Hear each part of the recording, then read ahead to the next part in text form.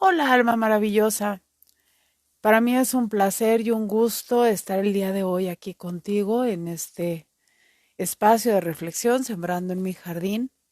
Y vamos a continuar con el taller bíblico en la parte de los profetas. Habíamos visto, pues, eh, cuál era la misión del profeta y cuál es el culto agradable a Dios, ¿verdad?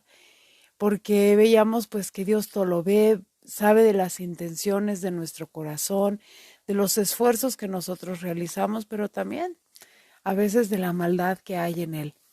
Y en esta ocasión vamos a continuar con el anuncio, el castigo y el llamado a la conversión.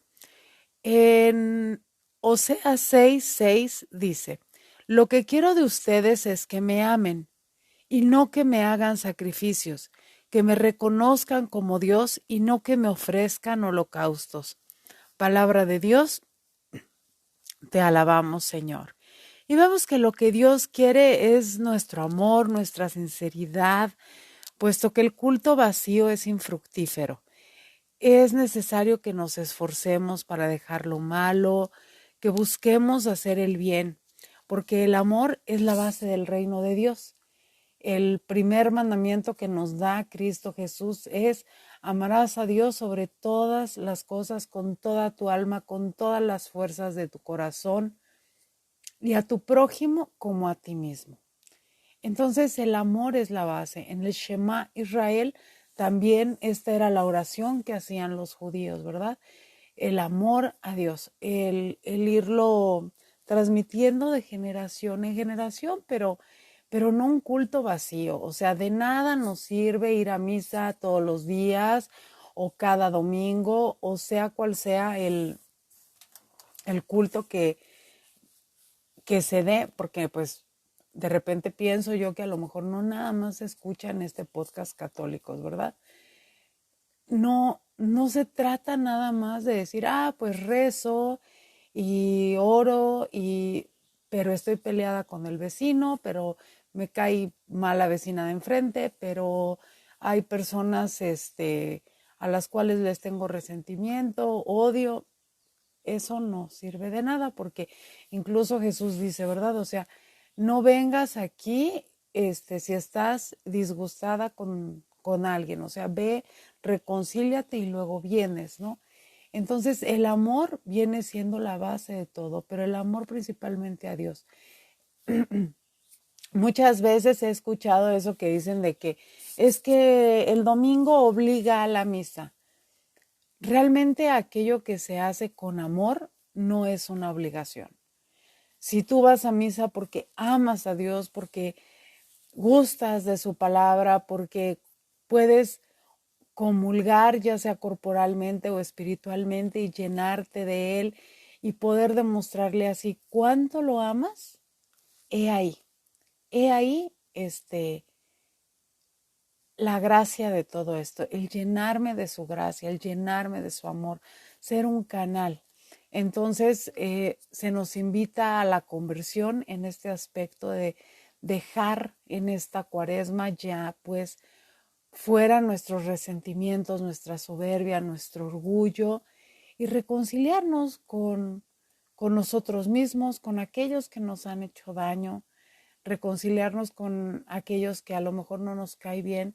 Eso no quiere decir a lo mejor decir, pues ya vamos a ser ahora los mejores amigos. No, no, no. Desde la paz de tu corazón.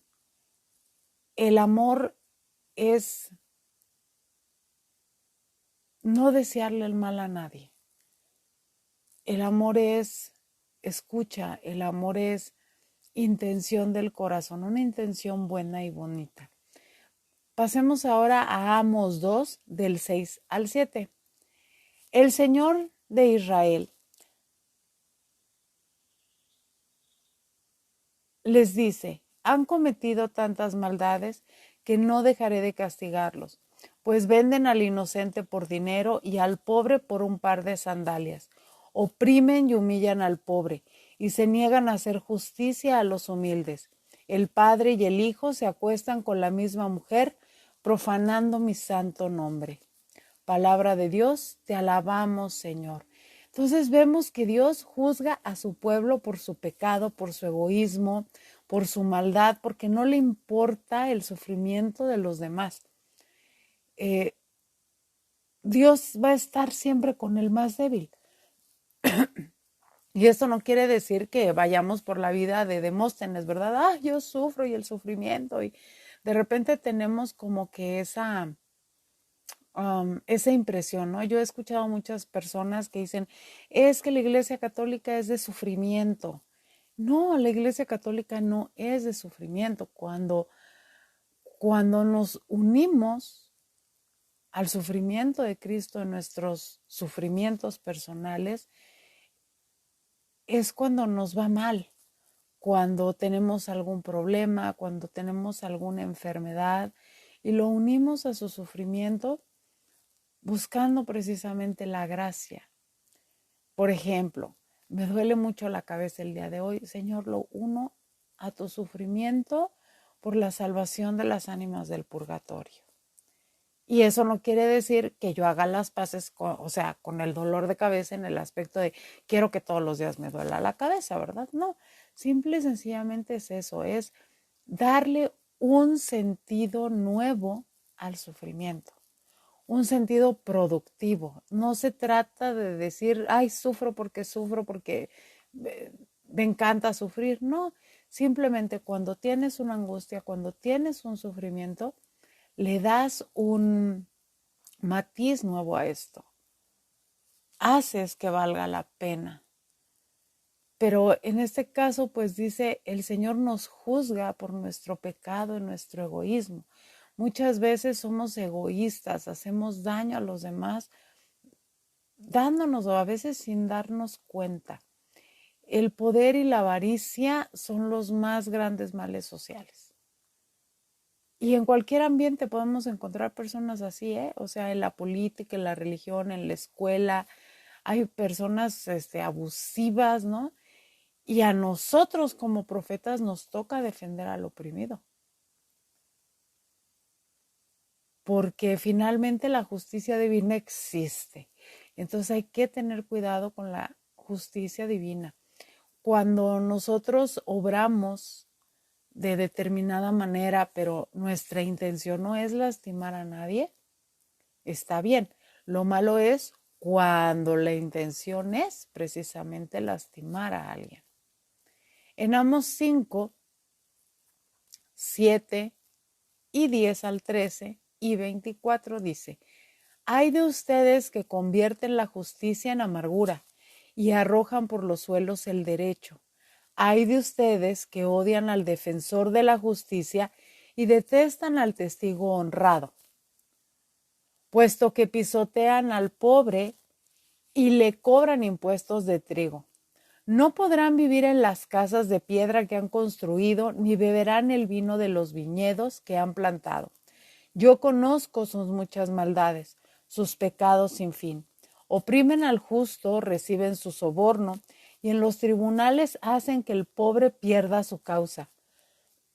Por eso, el que es sabio se calla, porque el tiempo es malo, pero que fluya como agua en la justicia y la honradez como un manantial inagotable. Palabra de Dios, te alabamos, Señor. La injusticia es uno de los pecados más comunes en todo ambiente y en todo el tiempo. De hecho, la injusticia es una de las 5 heridas del alma que puede cargar la mayoría de las personas, porque de repente hay cosas que no son justas en este mundo. Los profetas van a anunciar fuertemente estos crímenes. Los profetas van a ser radicales en contra de ellos y van a dar ejemplo de valentía ante los abusos de autoridad. Porque cuando nos callamos, otorgamos. Dicen por ahí, tanto peca el que mata a la vaca como el que le agarra la pata. Entonces, si nos quedamos callados, nos hacemos cómplices de esos crímenes. Y es por eso que debemos de denunciar, defendiendo los derechos de la vida, la justicia y la paz. Es por eso que debemos esforzarnos por vivir bien, por escuchar la palabra, por ponerla en práctica, siendo mensajeros de Dios. Porque no puedo yo agarrar y decir, ay, no, es que tienen que ser justos cuando yo soy injusto. No, no, no. Primero desde mis adentros, desde mi persona, desde mi vida, en mi casa, para impactar hacia afuera. Pero pues la casa se tiene que limpiar primero uno. Y vamos a ver, el rechazo a Dios. Jeremías 2:13. Mi pueblo ha cometido un doble pecado. Me abandonaron a mí, fuente de agua viva, y se hicieron sus propias cisternas, pozos rotos que no conservan el agua. Palabra de Dios, te alabamos, Señor. A veces nos hacemos otros dioses. A veces nos endiosamos nosotros mismos y a veces endiosamos a otras personas y nos alejamos de Dios. Y Dios es la fuente de la vida, la fuente del amor. Cuando nos apegamos a personas y cosas, vamos girando nuestra vida a su alrededor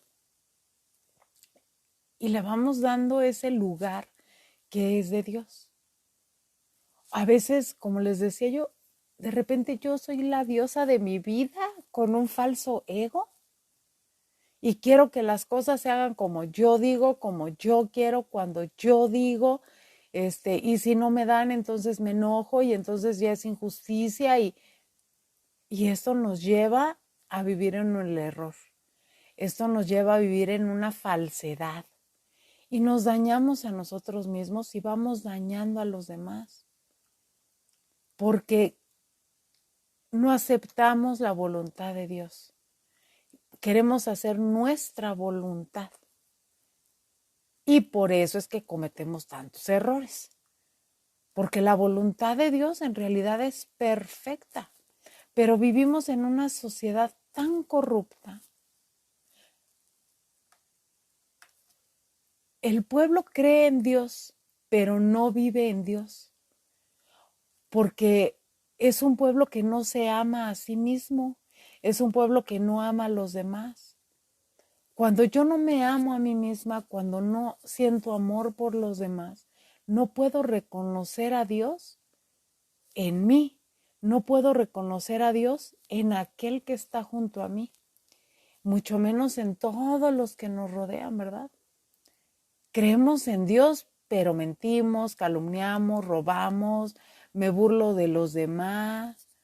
Y me voy entregando así sin darme cuenta al enemigo, voy haciendo las paces con el pecado, voy generándome una vida llena de malestar porque vivimos a espaldas de Dios. Cuando nosotros reconocemos que requerimos de la ayuda de Dios, que no todo lo puedo, que hay cosas que me exceden, que me sobrepasan, que no sé cómo solucionar, cuando yo reconozco que requiero de la ayuda de Dios, cuando yo lo hago el centro de mi vida, cuando yo admito su voluntad, aunque no me guste mucho porque de repente no es lo que yo quiero, porque lo que yo quiero es hacer las paces con el pecado, pero cuando voy empezando a transformar todo esto, voy a dejar de vivir en malestar. En alguna ocasión me preguntaron a mí, pues es que ¿de qué te salva Dios? Pues mira, a veces de ti mismo. Nos salva de nosotros mismos. Nos ayuda a pensar 3 veces antes de actuar. Muchas veces nos habla, pero pocas lo escuchamos. En Oseas 4, del 1 al 10 dice, Israelitas, escuchen lo que dice el Señor. Él ha entablado un pleito contra los que viven en este país, porque aquí ya no hay lealtad entre la gente, ni fidelidad, ni conocimiento de Dios. Abundan, en cambio, el juramento falso y la mentira, el asesinato y el robo, el adulterio y la violencia, y se comete homicidio tras homicidio. Por eso el país está de luto. Se quedan sin fuerzas los que viven en él. y con los animales salvajes y las aves mueren también los peces del mar. Dice el Señor, que nadie acuse ni reprenda al otro. Mi pleito es contra ti, sacerdote. Tú caerás en pleno día y por la noche caerá contigo el profeta, y a tu madre la destruiré. Mi pueblo no tiene conocimiento, por eso ha sido destruido. Y a ti, sacerdote que rechazaste el conocimiento, yo te rechazo. Puesto que tú olvidas las enseñanzas de tu Dios, yo me olvidaré de tus descendientes. Palabra de Dios, te alabamos, Señor. Los profetas en su tiempo hablaban fuerte, hablaban en su propia terminología, pero fuerte sobre el castigo, las consecuencias del pecado. Claro que sí, hablaban fuerte. Y si se fijan, ahorita estaba yo leyendo y decía, pues, fue escrito hace quién sabe cuántos, muchos miles de años. Y resulta que seguimos viviendo lo mismo. El ser humano no aprende de sus errores. Y nosotros también podemos caer en pecado. Todos cometemos errores. Dicen que en la casa del jabonero el que no cae resbala. O sea, lo que no podemos permitirnos es hacer las paces con él. Es caer en la comodidad. Porque eso es vivir con el demonio o vivir un infierno personal interior, porque estamos rechazando a Dios, estamos rechazando su amor, estamos rechazando el reino de Dios en nuestra vida. Si yo rechazo el reino de Dios en mi vida, lo estoy rechazando de mi casa, de mi familia, de mi sociedad, de mi entorno. O sea, por eso es que las palabras del profeta son fuertes. Porque hoy, aún en día hoy, caemos en esos vicios, en una falsa religiosidad, tanto laicos como sacerdotes, como religiosos. De repente vivimos por una falta de conocimiento en la enseñanza divina, ya sea por flojera, por apatía, y todo esto es causa de una enfermedad espiritual. Porque no hubo quien nos hablara de Dios o simplemente nos hablaban de Dios, ya vas a empezar, qué flojera me das, ¿no? Entonces, somos responsables de los pecados de otros por omisión. Hace mucha falta personas generosas que enseñen el amor de Dios.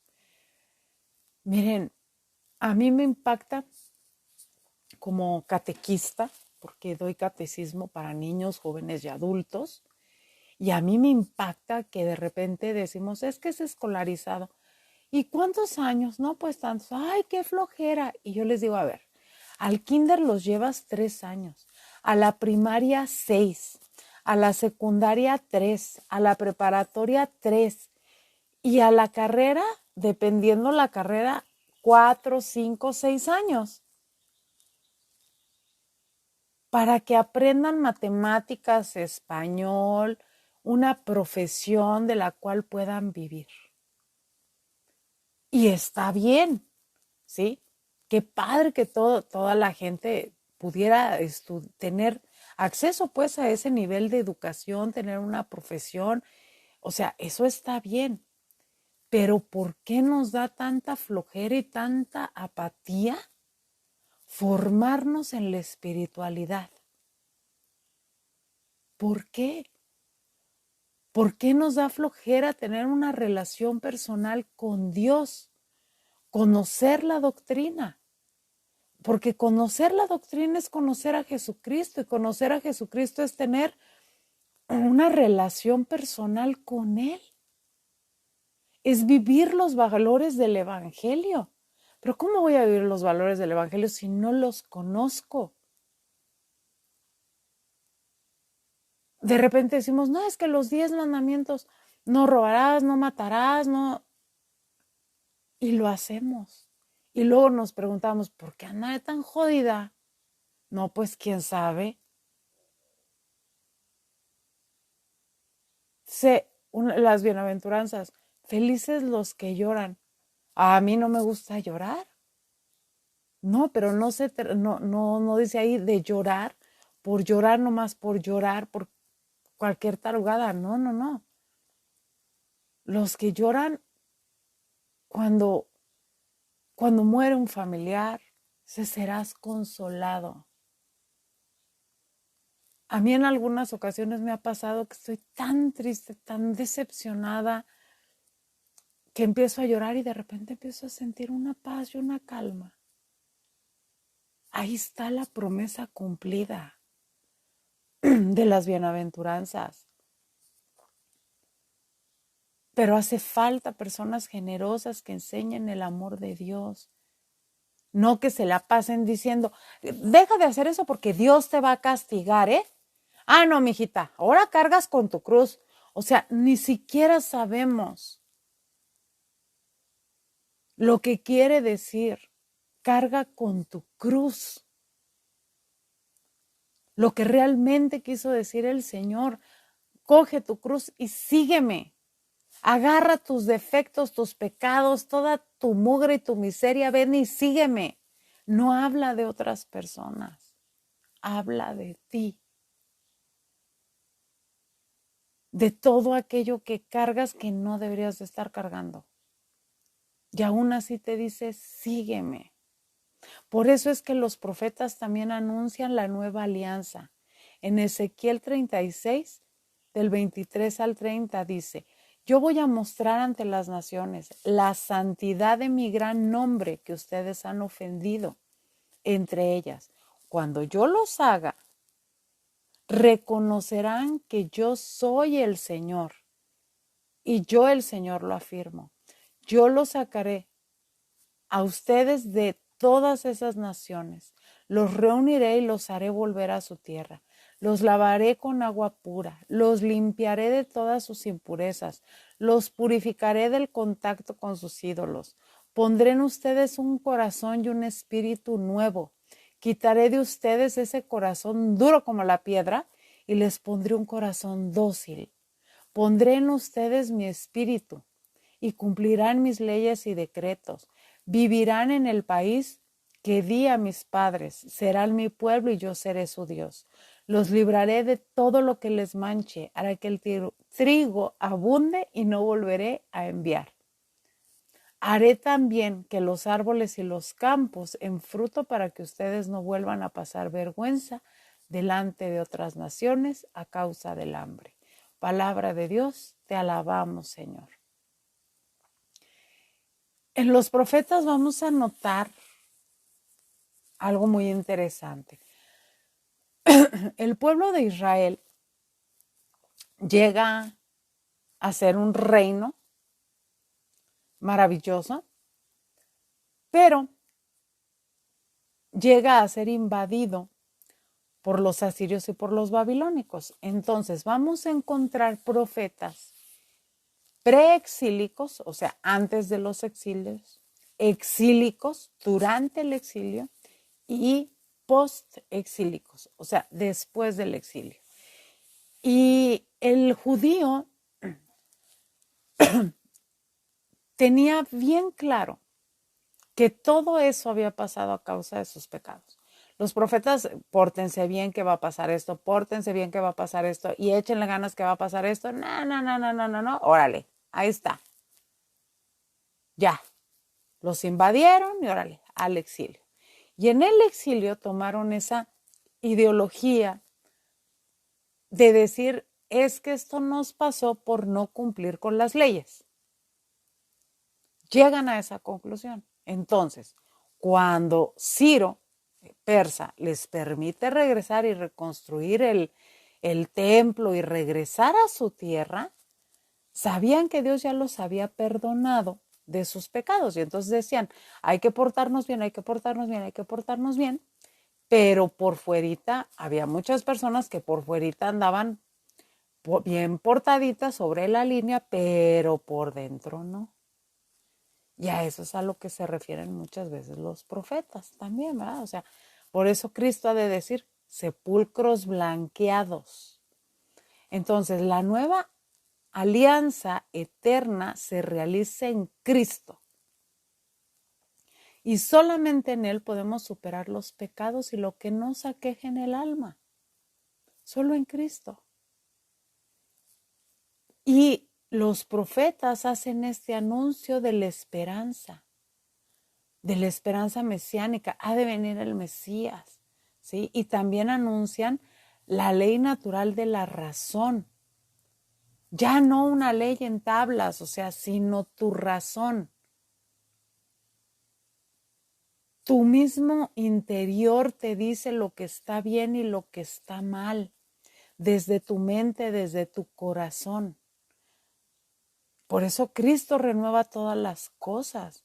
Si yo he venido viviendo mal y le pido a Dios que me ayude a renovar mi mente, limpiar mi corazón de tanta cosa fea, ahí es donde está este nuevo espíritu. Es la unidad que trae vivir en el amor.